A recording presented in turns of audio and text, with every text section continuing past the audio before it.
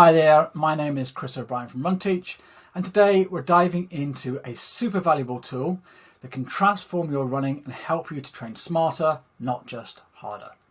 We're talking about the Rate of Perceived Effort Scale, otherwise known as the RPE scale. Now, the RPE scale is a simple yet powerful way to gauge how hard you're working during a run, based entirely on how you feel. It's a fantastic alternative or a complement to tracking paces, heart rate and power. And the reason it is so useful is that we can feel the difference from one run to the next due to factors such as fueling and fatigue and environmental conditions such as the wind. So let's have a look at this RPE scale. Now, the scale I like to use is a simple 1 to 10. Some people use scales that go up to 20, but I find that it's just a little bit too complex and granular for most of us to use effectively. There are some spots where that might be helpful, but 1 to 10 is good enough for me. So let's start to go through it. We begin with an RPE of 1, which is a very, very easy effort, like a casual stroll. So you can imagine you're out for a leisurely stroll in the park, barely exerting yourself. You could easily hold a full conversation, you could sing, you could talk on the phone, and no breathlessness whatsoever. So this is your starting point of an RPE of 1. Next, we have an RPE of 2 to 3, which is somewhere around an easy warm-up or a cool-down or a recovery jog between intervals. For my track athletes, I often refer to this as a shuffle jog recovery. So it's a very, very light recovery. You're still doing a little bit, but it's very light. You can talk freely in sentences, your breathing is light, and you feel like this, you could just go on for a very long time. And then we move on to RPE of 4 or 5, which is effectively a moderate effort or a conversational effort, if you want to put it in that particular context. So now we're getting into what many runners would consider to be their everyday easy run pace. You can still talk, but you might notice that you've got slight pauses in your sentences to catch your breath, and you might feel like you're working a little bit harder, but it's sustainable, it's enjoyable, and it's a great effort for building your aerobic base with. Now we start to push it up a little bit with our RPE of 6, and this is your comfortably hard effort. You can still speak, but now your talking might be a little bit shorter, your breathing is a bit more noticeable, and you're starting to feel a little bit of effort in your legs, but really not very much. You're pushing yourself just a little bit extra, but it still feels like something you can maintain for a really good period and should feel really easy for sort of 20 to 30 minutes of continuous running or a little bit longer.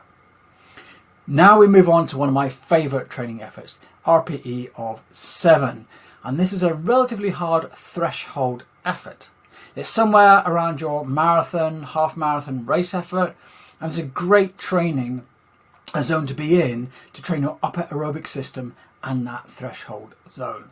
Now, most of us are aiming to be in this zone for most of the time, in most of the distance that we run or race, shall I say, from 5k to marathon, and it's relative to that distance, and I'll explain a little bit more about that later.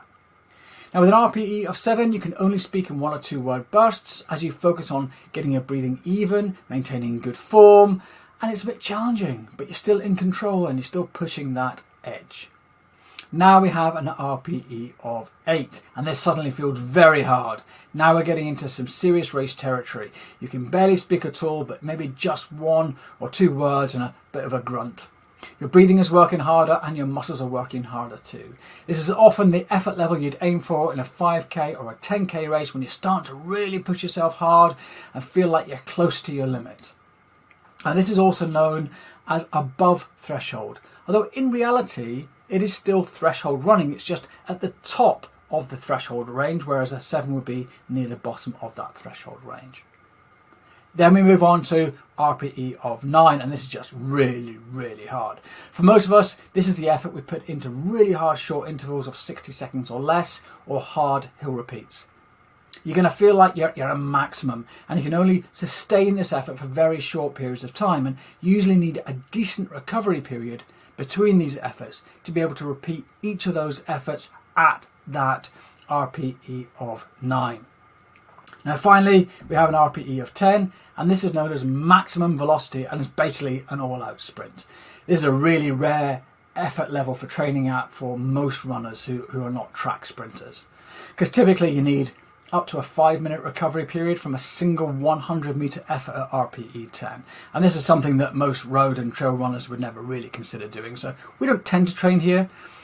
And the reason we have to have a long recovery is because if you don't recover for long enough, and this applies to all intervals, if you don't have appropriate recovery, every effort you do after that is going to drop down in that RPE scale, so you're not actually achieving what you're setting out to do.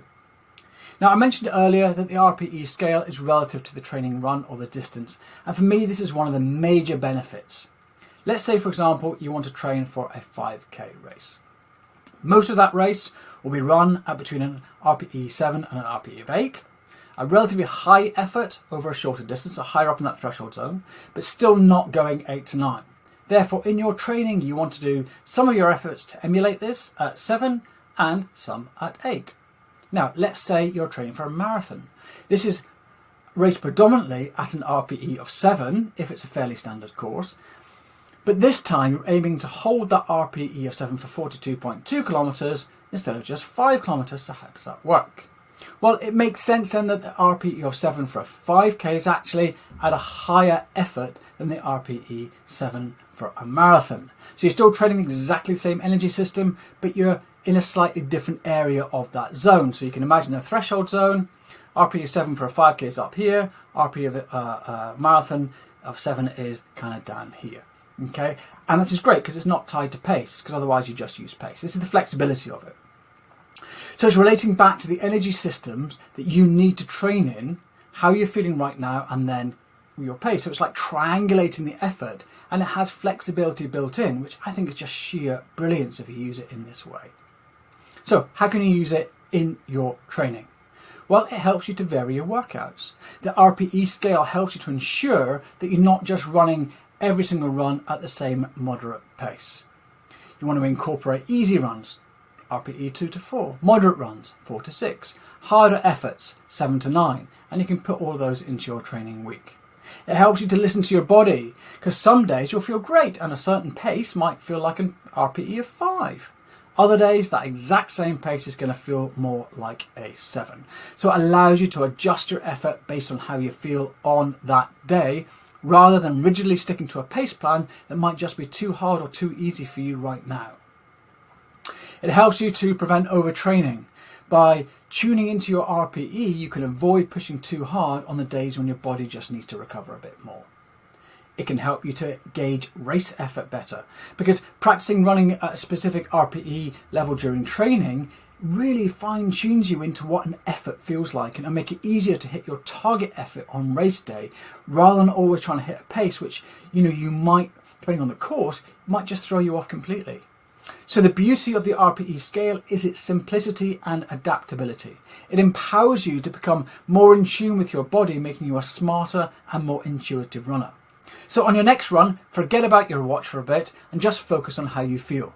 Give the RPE scale a try, and you might be surprised at how much it improves your running. If you found this video helpful, give it a thumbs up, share it with your running buddies, and subscribe for more tips and tutorials. And remember, a happy brain equals happy running.